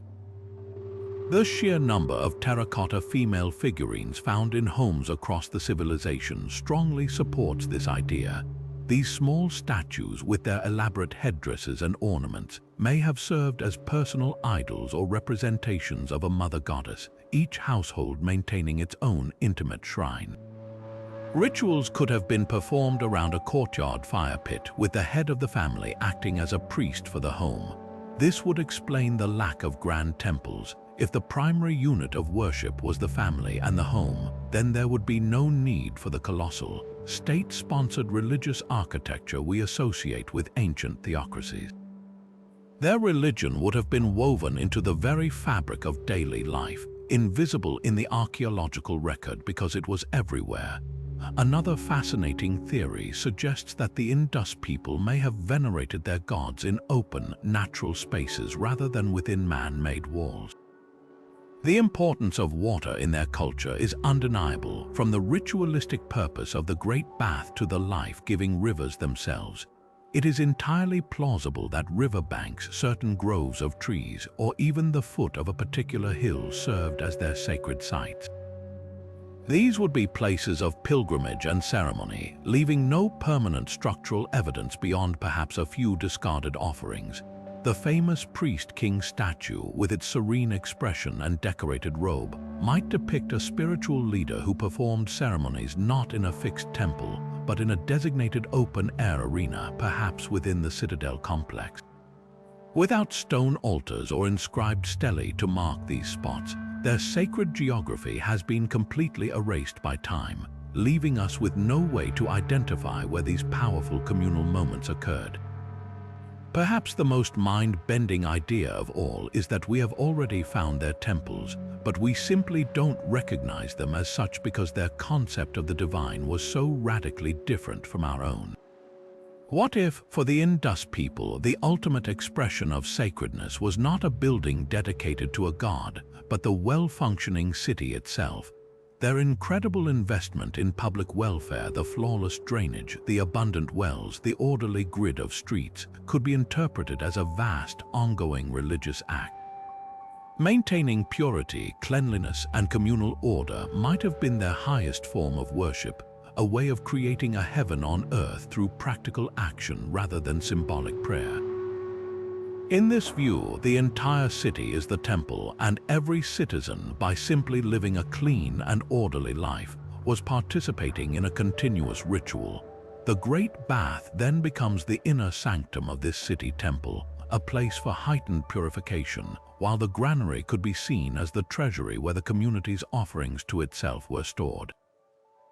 This transforms our understanding of their achievement from a marvel of urban planning into a profound theological statement, a belief system where the divine was manifest in the harmony of human civilization. While their mastery of brick and mortar remains awe-inspiring, the Indus Valley people demonstrated a different kind of genius when it came to transforming raw earth into objects of beauty and utility through fire and metal. Their metallurgical skills were not just advanced for their time, they were revolutionary, employing techniques and achieving a level of artistry that would not become common elsewhere for centuries. Unlike the sudden, dramatic discoveries of gold-laden tombs in other ancient cultures, the evidence of their prowess is found in the quiet accumulation of thousands of artifacts, from perfectly proportioned copper axes to breathtakingly delicate gold beads, each one telling a story of sophisticated technical knowledge and a distinct set of cultural priorities. The foundation of their metalworking empire was copper, sourced from distant mines in modern-day Rajasthan and Oman. But the Indus artisans were far more than simple smelters. They were pioneers of complex alloying and fabrication. They expertly combined copper with tin or arsenic to create bronze, producing a stronger, more durable metal for tools and vessels. Their true virtuosity, however, is displayed in their mastery of lost wax casting, a sophisticated technique that allowed them to create intricate three-dimensional objects. The process was astonishingly complex. An artist would first sculpt a precise model of the desired object, a figurine, a tool, or a piece of jewelry out of wax. This wax model was then encased in a thick clay mold and heated in a kiln. The wax would melt and drain out, leaving a perfect hollow negative space inside the hardened clay. Molten metal was then poured into this cavity, filling every minute detail. Once the metal cooled and solidified, the clay mold was broken away to reveal a flawless metal replica of the original wax sculpture. This is how they created masterpieces like the famous Dancing Girl of Mohenjo-Daro, capturing a moment of fluid motion and human expression in solid bronze over 4,000 years ago. Their skill extended to precious metals as well. They worked gold and silver into exquisite jewelry, fashioning long, delicate necklaces from tiny, barrel-shaped beads that were so perfectly consistent they must have been produced on a form of draw plate, a tool not thought to be invented until millennia later. They created ornate headbands, earrings, and bangles, often using techniques like repoussé, where thin sheets of metal were carefully hammered from the reverse side to create raised decorative patterns. The uniformity and precision of these items, found across the vast expanse of the civilization, speak to a highly specialized class of artisans who possessed and guarded these advanced technical secrets, passing them down through generations within workshops that served the entire Indus network. This incredible technical proficiency makes the nature of what they produced all the more striking, in stark contrast to their contemporaries in Mesopotamia and Anatolia, who poured their metallurgical resources into spearheads, daggers, swords, and armor. The Indus Valley's output is overwhelmingly peaceful. The vast majority of their metal objects are practical, non-lethal tools: razors, knives, chisels, fish hooks, and axes meant for felling trees, not enemies. What weapons have been found, like a handful of spearheads, are simple, utilitarian, and incredibly rare. This is not a society gearing for war. It is a society perfecting its crafts, enhancing its daily life, and adorning its people. This profound lack of militaristic focus in their metalwork is one of the strongest pieces of evidence for the unique character of Indus society. It suggests that their resources, their creative energy, and their artistic vision were channeled toward community welfare, economic production, and personal adornment rather than conquest and defense. Their elite status was not displayed through ostentatious displays of weaponry, but through the subtle craftsmanship of a beautifully made bangle or the ownership of an intricately cast bronze vessel. This technological choice reflects a cultural choice, a clear preference for investing in the tools of creation and beautification over the instruments of destruction. Their legacy in metal is a powerful, silent argument for a different kind of ancient power, one derived from economic vitality, artistic excellence, and technical skill, rather than from the strength of arms. But what if the very thing we've always admired about the Indus Valley, its remarkable consistency, wasn't a product of a massive, settled urban population, but of something far more fluid and dynamic? This brings us to a truly fascinating and modern theory that seeks to reframe our entire understanding of how this civilization functioned: the idea of the seasonal capital. Imagine a society not anchored permanently to its brick cities, but one that moved with the rhythms of the year, its population ebbing and flowing between the great urban centers and the vast surrounding countryside. In this model, a city like Mohenjo-Daro or Harappa wouldn't have been a permanent home for hundreds of thousands of people year-round. Instead, it would have served as a seasonal hub, a magnificent administrative and ceremonial center that pulsed with life during specific times of the year, perhaps during great festivals, trading seasons, or periods of collective agricultural labor, only to quiet down for months at a time. This theory offers an elegant solution to several persistent puzzles. First, it helps explain the staggering uniformity in planning, weights, and measures across such a vast territory. If the same mobile, interconnected population, including its ruling elites, master artisans, and merchant families, was circulating between these major centers, they would naturally bring their standards and blueprints with them. A master builder from Mohenjo-Daro might travel to Dolivera for its peak season, ensuring the brick sizes and street layouts adhered to the accepted model. This circulation of people, rather than imperial decree, could have been the engine of cultural homogeneity. Secondly, it accounts for the surprising lack of extreme population pressure on local resources that we might expect from permanently mega cities. If the urban population was seasonal, the strain on nearby farmland, water supplies, and sanitation would be significantly reduced, allowing the sophisticated infrastructure to handle the load during peak periods. Archaeological evidence from some sites provides tantalizing support for this idea. Some smaller settlements show patterns that suggest seasonal occupation, with certain areas only being used for part of the year. Furthermore, the sheer scale of the granaries found in the major cities takes on a new meaning under this theory. These massive storage facilities might not have been just for a permanent urban populace, but were central redistribution centers for the entire region. They could have stored surplus grain brought in from the hinterlands after the harvest, to be dispensed during seasonal gatherings or traded when populations converged on the city. The great citadels, with their imposing walls and large open courtyards, become less like permanent royal palaces and more like the stage for periodic, large-scale administrative and ritual events designed to unite a dispersed population. This model paints a picture of a civilization uniquely adapted to its environment, one that blended urban sophistication with a form of strategic mobility. It suggests a society that built not for permanent, dense settlement, but for orchestrated convergence. The city was not a constant, roaring engine, but a beating heart, active and powerful at key moments, directing the flow of people, goods, and ideas throughout the wider body of the civilization before settling into a quieter rhythm. This revolutionary perspective challenges our deep-seated, often unconscious, bias that equates civilization with permanent, sprawling cities.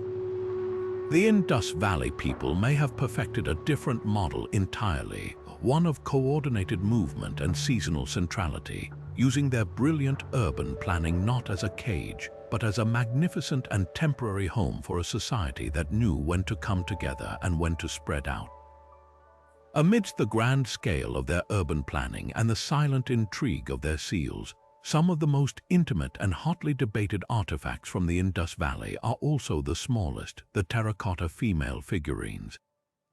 Crafted from fired clay, these small statues, often just a few inches tall, appear across numerous sites. They typically depict a standing woman with an elaborate, fan-shaped headdress, heavy hip girdles, prominent breasts, and an abundance of necklaces and bangles. For decades, the prevailing interpretation was almost automatic. These were representations of a powerful mother goddess, a universal symbol of fertility and abundance seen in countless ancient cultures. This view connected the Indus Valley to a familiar narrative, suggesting a religion centered on a life-giving feminine divine, a concept that felt both comforting and logical. Yet, as scholarship has evolved, this once standard interpretation has been pulled apart, becoming one of the most contentious debates in Indus archaeology. The core of the controversy lies in the immense danger of projection, of looking at these 4,000-year-old objects through the lens of what we know from other, later civilizations. The term Mother Goddess itself is loaded with assumptions imported from Neolithic Europe, ancient Anatolia, and the Near East. Scholars now caution that applying this label to the Indus figurines risks erasing what might have been their unique and local meaning, forcing them into a box they were never meant to fit. The debate forces us to ask a critical question: are we seeing what was actually there, or are we seeing what we expect to find? The argument for a religious or ritual purpose remains compelling for many. Proponents point to the figurines' consistent features, which could be interpreted as symbols of abundance and vitality. The exaggerated hips and breasts might not be a simple fashion statement, but could symbolize the nourishment and fertility crucial for the survival of an agricultural society. These figures, often found in domestic settings, could have served as objects of personal veneration, a household deity to whom families would pray for healthy children, successful harvest, and protection. In this reading, the lack of grand temples makes perfect sense. Their religion was an intimate, home-based practice, and these clay figures were its central icons. However, a growing number of archaeologists offer a radically different perspective. What if we have been overcomplicating these objects for a century? The alternative theory is that many of these figurines were not sacred at all, but were instead among the world's oldest known toys. This interpretation highlights the vast range in their quality. Some are indeed finely detailed and carefully crafted, but many more are crude, simplistic, and almost mass-produced in their appearance. They show clear signs of being quickly made, perhaps by a parent for a child. The discovery of other miniature terracotta objects, carts, animals, and even tiny pots and beds lends strong support to this idea. It paints a beautifully human picture of Indus Valley life. Children playing with dolls, their imaginations bringing these small clay figures to life in the courtyards of those ancient brick houses. A third fascinating possibility exists between these two extremes: The figurines might not have been outright deities, but they could have served as protective talismans or amulets, objects of folk magic intended to ward off evil spirits or attract good luck. Their function could have been similar to a modern-day lucky charm or a protective symbol placed in a home. Alternatively, they might have been used in specific life cycle rituals, perhaps ceremonies related to coming of age, marriage, or even burial, acting as symbolic representations before being discarded or interred with the deceased. The wide variation in the figurines themselves suggests that the truth is likely not a single answer. A beautifully crafted figure with an intricate headdress might very well have been a ritual object, while a cruder, simpler version was indeed a child's toy. Their meaning could have shifted depending on context, who owned them, and what they were used for. This ambiguity is what makes them so endlessly fascinating. They are a Rorschach test for archaeologists, reflecting our own desires and biases as much as they reflect the culture that created them. Ultimately, these small clay women remind us that the Indus Valley was not a monolithic culture, but a living, breathing society filled with individuals, parents comforting children, artisans shaping clay, and people seeking meaning, protection, and beauty in their everyday lives. And it is this profound, almost reverential relationship with water that brings us to one of the most evocative mysteries of all, the role of water in their rituals. Beyond the practical genius of wells and drains, the Indus people seem to have imbued water with a deep symbolic power, creating spaces that suggest a culture where purification and ceremony were woven into the very fabric of daily life. The most spectacular example is, of course, the Great Bath of Mohenjo-Daro, but the evidence for water rituals extends far beyond this single monumental structure. Across many Indus sites, archaeologists have uncovered smaller, private bathing platforms within individual homes. These were not merely utilitarian showers. They were carefully constructed from finely fitted bricks, often featuring drains that connected to the main sewer system. This duplication of bathing facilities, from the grand public scale down to the intimate domestic one, implies that the act of washing was not just about physical cleanliness. It was a ritualistic practice, a repeated behavior that carried significant cultural or religious meaning. The function of these spaces likely operated on multiple levels, blending the practical, the social, and the spiritual in a way that is difficult for us to fully separate. On one hand, the Great Bath could have been a center for communal purification before important religious festivals or civic events. Imagine a procession of priests or leading citizens descending the elegant stairs into the tranquil, water-filled tank, performing ablutions that cleanse them both physically and symbolically before undertaking their duties. The surrounding rooms and courtyards might have been used for preparation, for changing into ritual garments, or for holding gatherings before and after the central act of immersion. This would align with traditions found across the ancient world and into modern times, where water serves as a universal symbol of renewal, forgiveness, and a fresh start. Yet the presence of these smaller bathing areas in private homes suggests the ritual was also deeply personal. This wasn't a practice reserved for elites or special occasions. It was a regular part of domestic life. A family might have used their courtyard platform for daily purification rites, perhaps offering a small prayer or performing a simple ceremony at the start or end of the day. This points to a society where spiritual cleanliness was considered as important as physical hygiene, and where the two concepts were inseparable. The constant flow of water entering the home as a gift from the deep earth via the well, and leaving it as waste through the sophisticated drains, would have been a daily reminder of a cycle of purity and impurity, a cycle that required active maintenance through these ritualistic acts. The haunting question, of course, is what specific beliefs underpin these practices. Without written texts, we can only speculate on the mythology that gave water its power. Perhaps they believed certain rivers or springs were home to benevolent deities who demanded cleanliness from their worshippers. The water itself might have been thought to possess a life-giving or soul-cleansing property. The meticulous care taken to keep water sources separate from waste, a core principle of their entire urban design, hints at a powerful cultural taboo against mixing the pure with the impure. This goes far beyond public health. It suggests a cosmological view where order and chaos were in a constant balance, and where human beings had a responsibility to maintain order through prescribed rituals. The act of bathing, then, becomes a miniature reenactment of this cosmic struggle, a way for an individual or a community to ritually wash away chaos and impurity and reaffirm the sacred order of their world.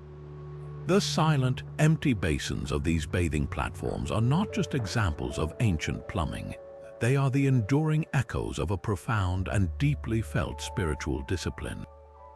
From the profound sacredness they may have found in water, we now turn our gaze upward to the heavens to explore a mystery written not in bricks or clay, but in the very alignment of their world.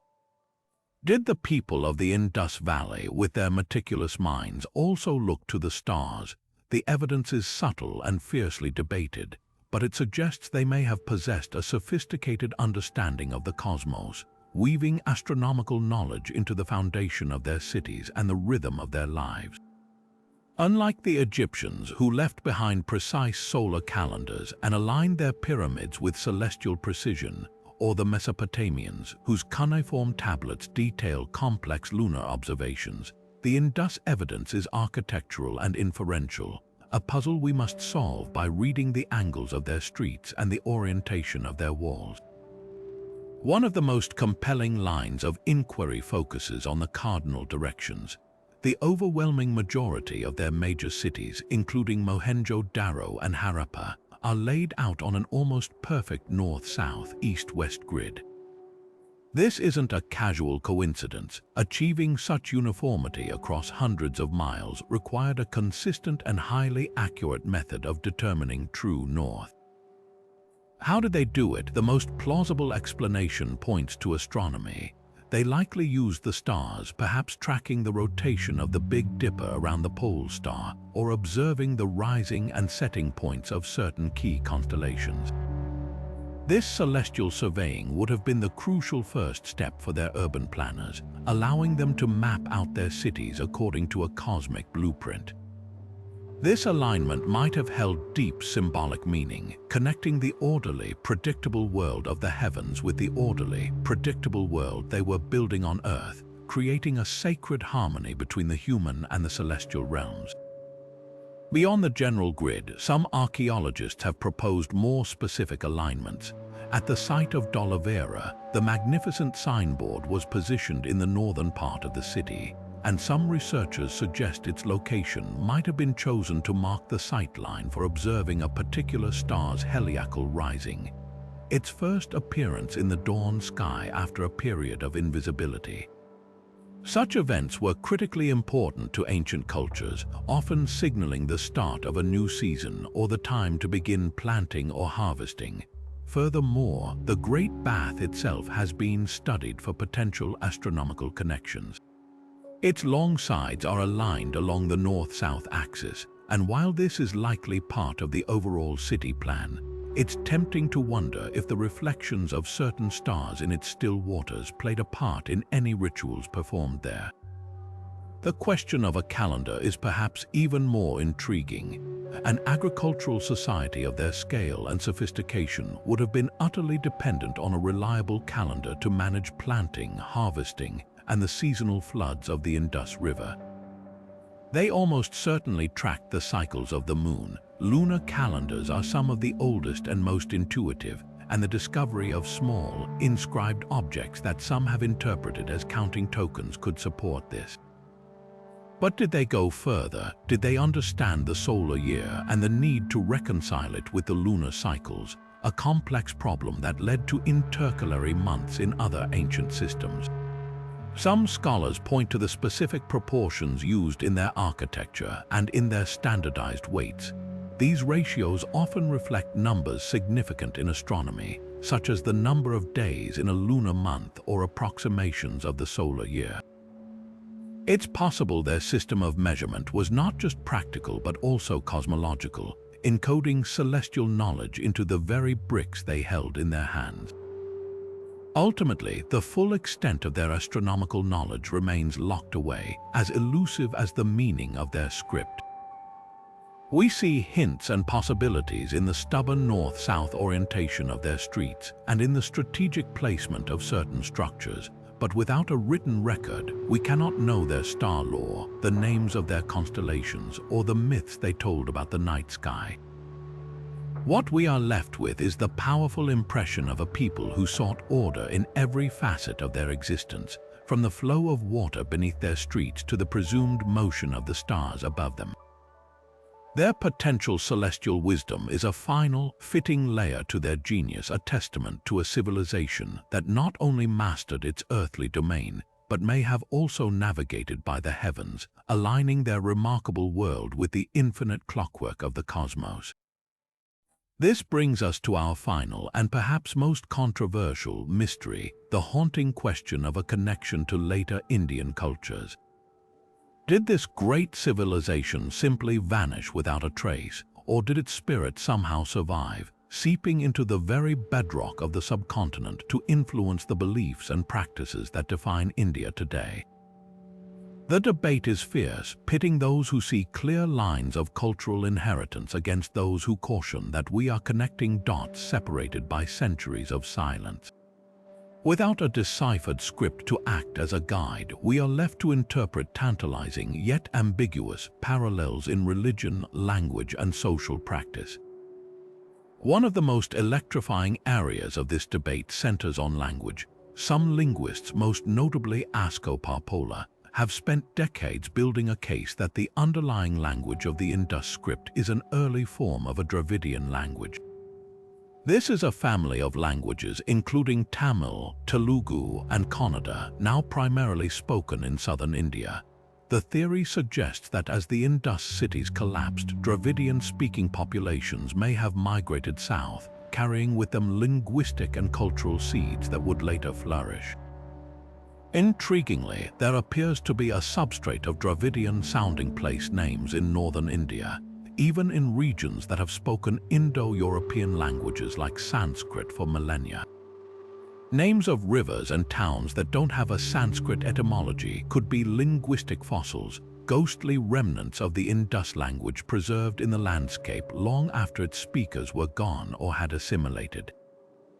The religious parallels are even more captivating and fuel the deepest passions. The most famous example is the Pashupati seal, which we discussed earlier. The figure, seated in a yogic posture surrounded by animals, bears a startling resemblance to later depictions of the Hindu god Shiva in his role as the lord of beasts and the master of yoga. Furthermore, the worship of a mother goddess, suggested by the multitude of female figurines, finds a powerful echo in the Shakti tradition of Hinduism, which venerates the divine feminine.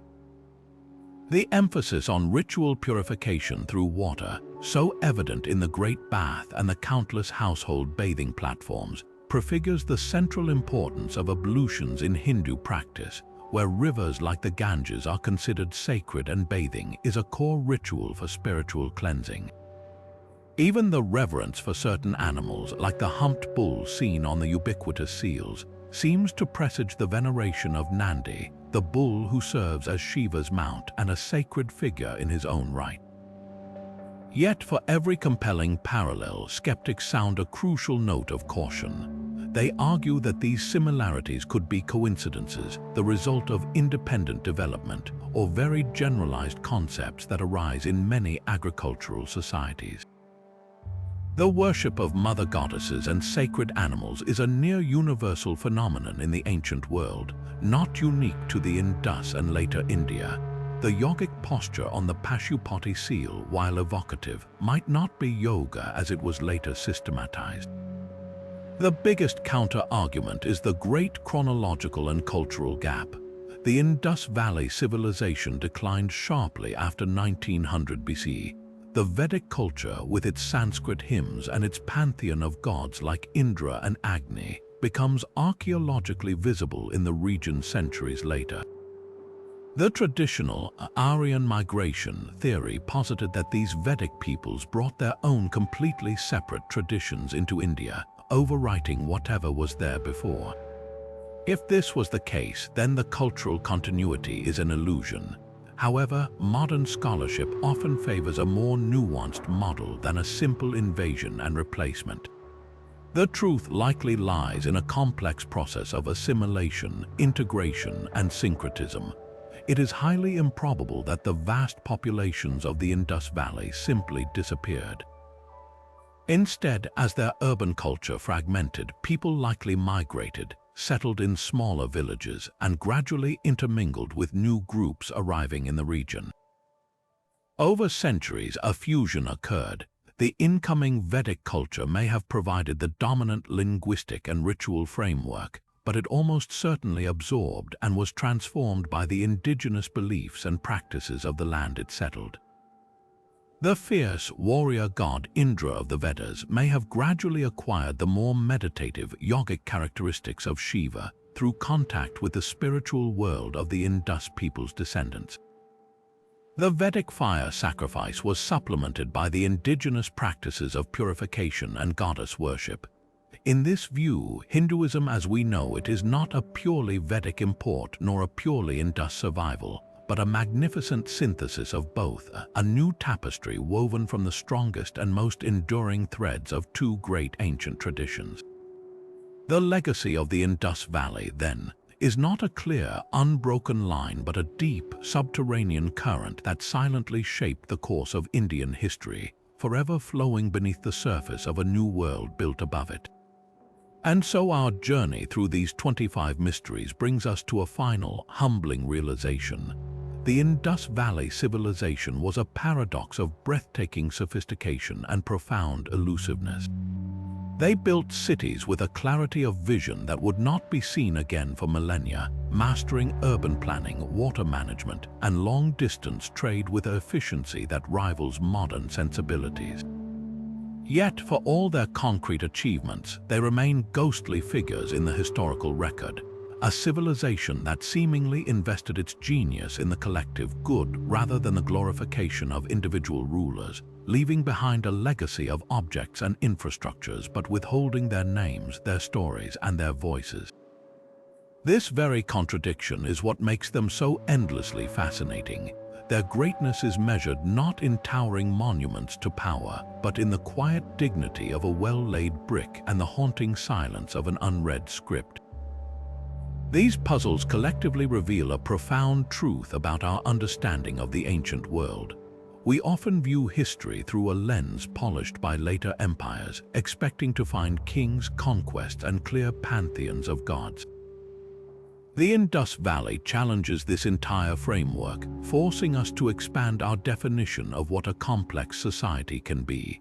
It presents us with a compelling alternative model, one that may have been governed by consensus, organized around trade, and unified by a shared culture of cleanliness and order. Their mysteries are a powerful reminder that our past is far more diverse and surprising than we often assume, and that the absence of expected evidence can be just as revealing as its presence. Each unanswered question, from their peaceful nature to their spiritual beliefs, underscores the vast, unknowable richness of human experience that lies beyond the reach of archaeology. We've covered so much ground, from the undeciphered script and the missing palaces to the enigmatic seals and the theories of their decline. But this exploration is far from over, and it's a conversation we can continue together. I am incredibly curious to know which of these 25 mysteries captured your imagination the most. Was it the haunting silence of their writing system, the tranquil power of the Great Bath, or the confident gaze of the dancing girl? Let me know your thoughts in the comments below. I read every single one. For those of you whose curiosity has been truly ignited, the journey doesn't have to end here. To dive deeper, I highly recommend exploring the works of modern archaeologists like Jonathan Mark Kenoyer and Jane McIntosh. Their books, such as Ancient Cities of the Indus Valley Civilization and A Peaceful Realm, offer breathtaking insights and are accessible to anyone with a passion for the past. The story of the Indus Valley is still being written, with new discoveries emerging every year, and perhaps one day you might be the one to help unlock its deepest